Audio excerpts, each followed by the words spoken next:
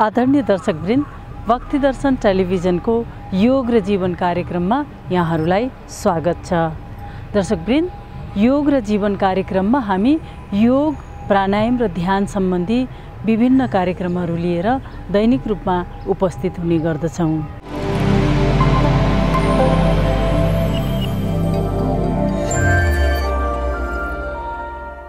आउनुहोस् आजको योगको कार्यक्रम सुरु गरौँ। सजिलोसँग बसौँ अनि श्वासको लयमा ध्यान दिउँ केही बेरसम्म।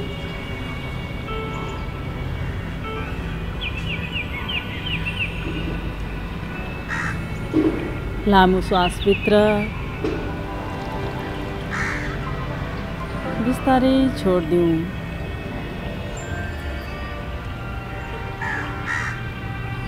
ओमकारको लागि श्वास भरौँ।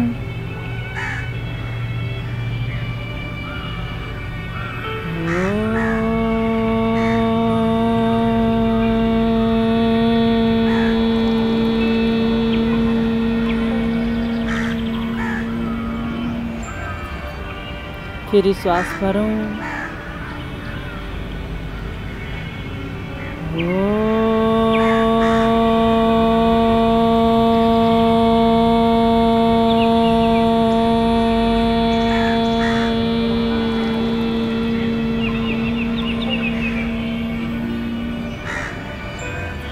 श्वास भरौँ।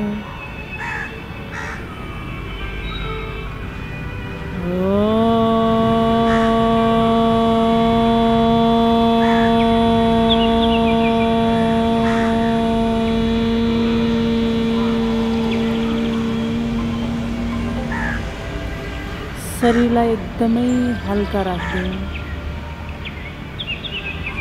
काँधहरूलाई हल्का, शरीरको जे जति भार छ जमिनमा छोड्दिउँ। विश्राम।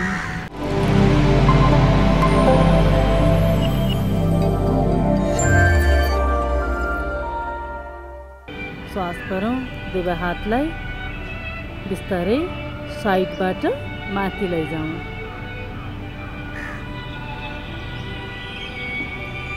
नमस्कार मुद्रामा श्वास लिन अझै माथि जान्छौँ हामी। श्वास छोड्ने बेलामा जहाँ छौँ त्यही श्वास भरौँ। अझै माथि तन्क्यौँ। श्वास छोड्ने बेलामा जहाँ छौँ त्यही। पर्वतासन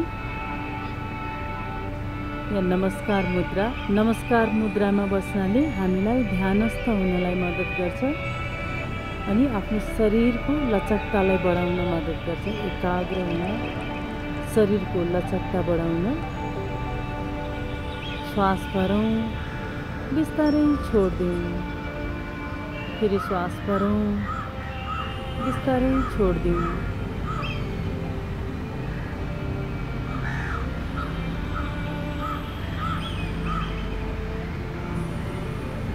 हरेक पटकमा हातलाई अझै माथितर्फ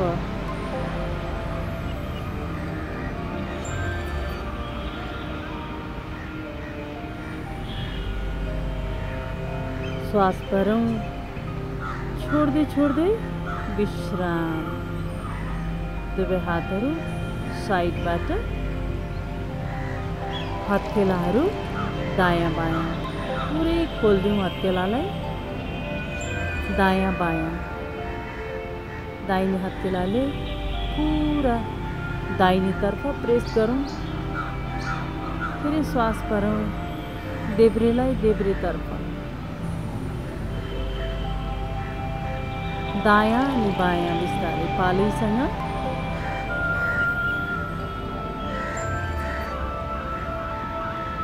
कम्मरदेखि पुरै खिचाव छ। दायाँ अनि बायाँ पुरै तन्काइदिउँ। श्वास भरौँ। हातको पन्जाहरू खोल्दिउँ, औँला खोल्दिउँ। बिस्तारै बिस्तारै दुवै हातलाई पछाडितर्फ, जति सकिन्छ पछाडि, जति सकिन्छ पछाडि, पछाडितर्फ। काँधमा पुरै खिचाव छ, पाखुरामा खिचाव छ, छातीलाई चौडा गराउँ, श्वास लिँदै छोड्दै। श्वास भरौँ, जति सकिन्छ पछाडि दुवै काँधमा। काँधलाई हल्का बनाउन र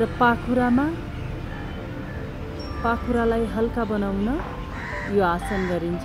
श्वास भरौँ, बिस्तारै बिस्तारै अगाडितर्फ।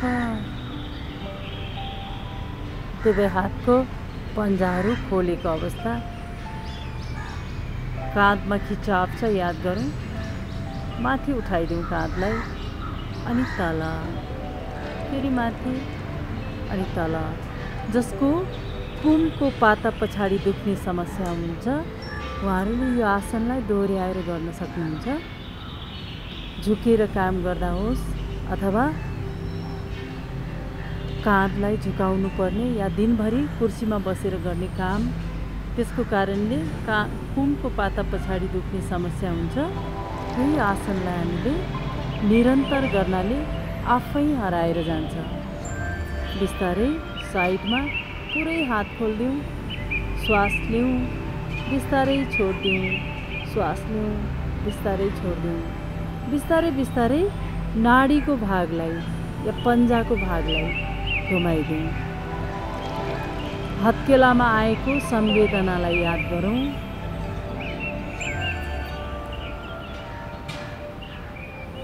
दायाँ अनि बायाँ। श्वास भरौँ, बिस्तारै बिस्तारै मुट्ठी बनाऊ, टाइट टाइट टाइट, खोल्दिउँ। फेरि श्वास भरौँ, मुट्ठी बनाऊ, टाइट। श्वास छोड्दै छोड्दै मुट्ठी खोल्दिउँ। बिस्तारै बिस्तारै बुढी औँलालाई भित्र राखौँ, मुट्ठी बनाऊ, अनि दाहिने हातलाई बिस्तारै पछाडि, देब्रे हातको मुट्ठी खोल्दै नाडीमा समातौँ, दाहिने हातको नाडीमा। श्वास भरौँ, बिस्तारै पछाडि, श्वास छोड्दै छोड्दै अगाडितर्फ। जति सकिन्छ अगाडि बिस्तारै बिस्तारै कम्मरदेखि हातलाई शरीरबाट टाढा राख्दिउँ। निधार जमिनतर्फ, जहाँ बसेको छौँ शरीरको भार पुरा जमिनमा। श्वास भरौँ, भर्दै भर्दै उठौँ, श्वास छोडौँ, छोड्दै छोड्दै विश्राम। यहीँबाट केही बेर हामी प्राणायाम गर्छौँ। श्वास भरौँ, छोड्दिउँ, फेरि श्वास भरौँ, छोड्दिउँ। देब्रे हातको चिन मुद्रा बनाऊ। बुढी औँला र चोरी औँला जोडिएको अवस्था। तीनवटा औँलालाई सिधा राखौँ। बुढी औँला र चोरी औँलालाई एकदमै हल्का टच गराउँछौँ, अनि चोरी औँलालाई, दाहिने हातको चोरी औँलालाई निधारको बिचमा, आँखी भाउको बिचमा, अर्को औँलाले सपोर्ट गरौँ। नाडी शोधन प्राणायाम। श्वास भरौँ, देब्रे नासिकालाई थुन्दिउँ, दाहिनेबाट श्वास छोडौँ। अब फेरि दाहिने नासिकाबाट श्वास लिउँ, केही बेर रोकौँ, देब्रे नासिकाबाट छोड्दिउँ। फेरि देब्रेबाट श्वास भरौँ,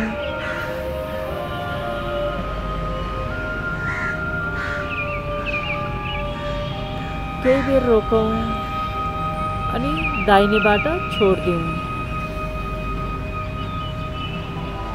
यही क्रमलाई जारी राखौँ।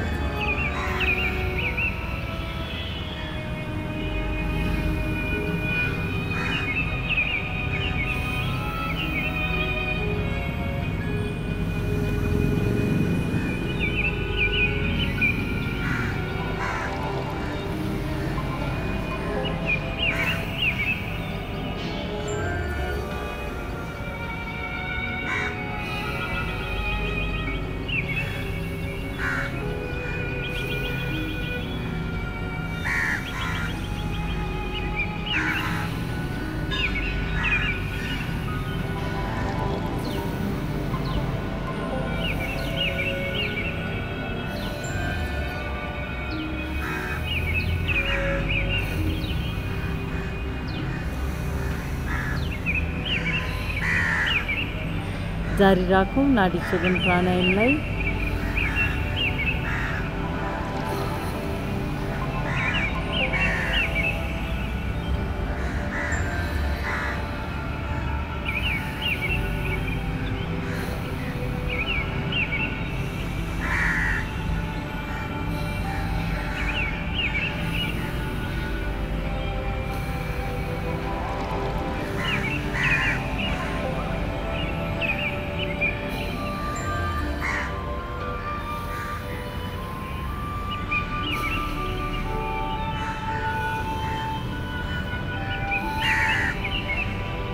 नाडी शोधन प्राणायाम गर्नाले हाम्रो शरीरमा शक्तिको सञ्चार हुन्छ।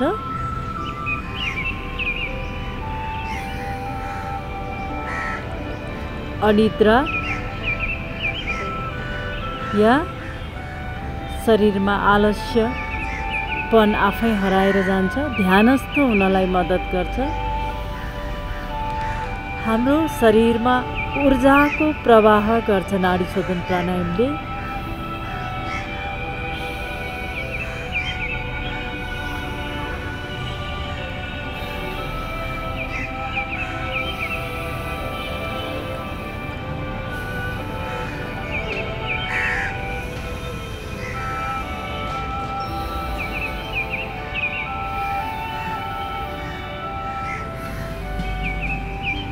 पाँच देखि 7 मिनटसम्म हामी नाडी शोधन प्राणायाम गर्न सक्छौँ। शरीरको वजन घटाउन समेत मद्दत गर्छ। जारी राखौँ नाडी शोधन प्राणायामलाई।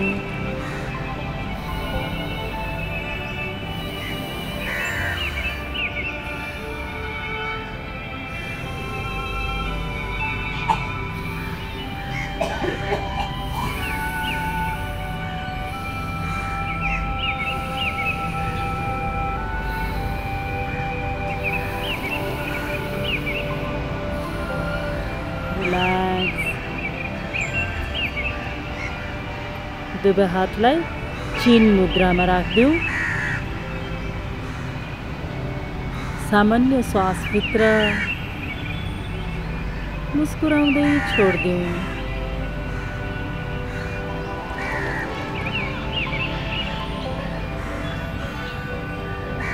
फेरि अर्को सामान्य श्वासभित्र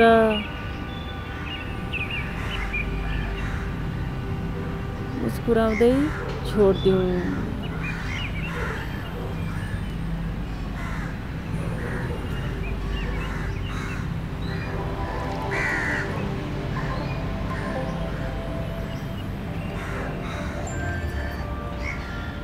आफ्नो श्वास प्रति सजग बनौँ।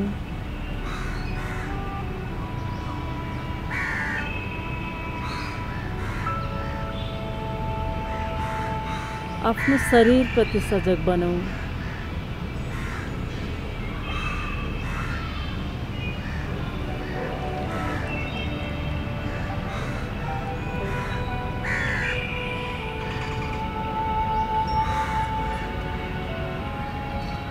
लामो गहिरो श्वासभित्र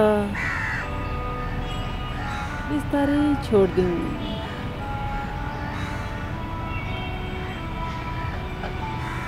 शरीरलाई विश्राम दिउँ।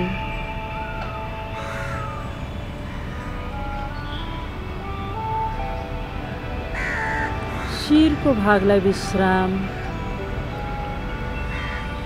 दुवै काँधहरूलाई विश्राम।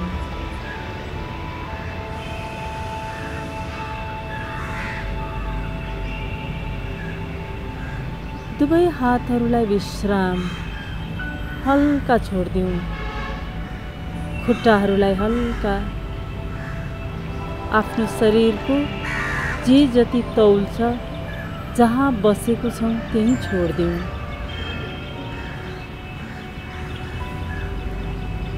रिल्याक्स। विश्राम।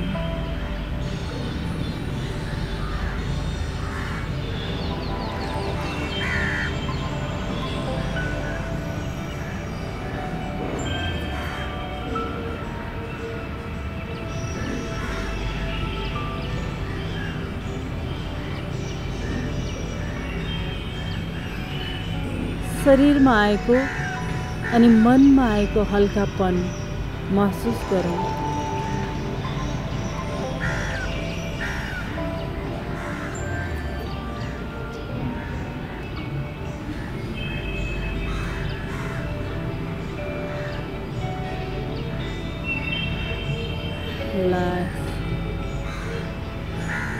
ढाड सीधा छ, गर्दन सीधा छ। फेरि अर्को सामान्य श्वास लिउँ, हल्कासँग छोडिदिउँ।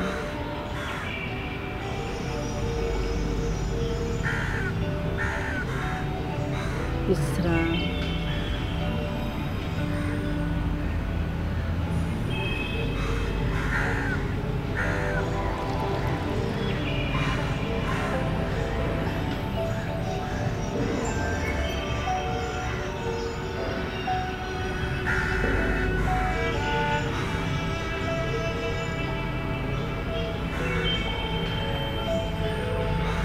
बिस्तारै आफ्नो खुट्टाहरूमा ध्यान लैजाउँ।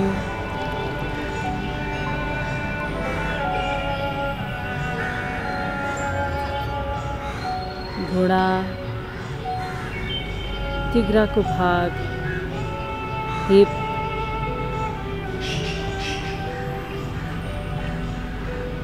नाभि, दाहिने हात, दाहिने काँधमा ध्यान दिउँ। कुइना, दाहिने हत्केला, देब्रे हातमा ध्यान लैजाउँ। देब्रे काँध, देब्रे कुइना, देब्रे हत्केलामा ध्यान दिउँ। पूरा देब्रे हात, छाती, घाँटी, चिउडो, मुहारमा ध्यान दिउँ। सामान्य श्वासभित्र शिरको माथिल्लो भागमा ध्यान दिँदै श्वास बाहिर।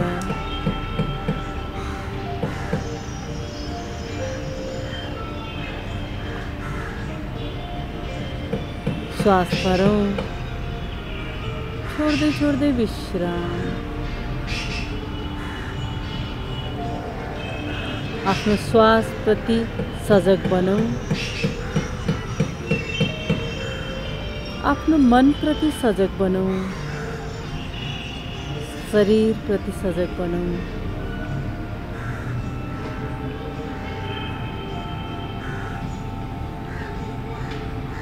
बाहिरको आवाज, बाहिरको वातावरण प्रति सजग बनौँ। बिस्तारै जब मन लाग्छ आफ्नो समय लिँदै आँखा खोल्न सकिन्छ।